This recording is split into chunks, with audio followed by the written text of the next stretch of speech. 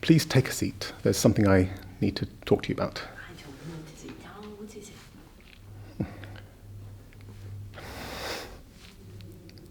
I'm not coming to Oxford, Vera. You've signed up. It's a commission with the 4th Norfolks. I'm joining them tomorrow. Tomorrow? How? It was still waiting. Yeah. Everybody's... My uncle Theo is a military man. He was able to pull some strings. He pushed you to it. No. No, I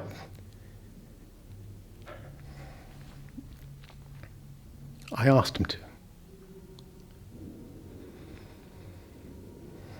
Vera, I have to go.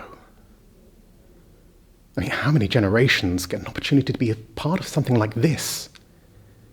You know, a greater cause, something that demands the best of all of us. How can I let others do my duty for me? I'll be based in Norwich. It's not even active service. You wouldn't want me not to.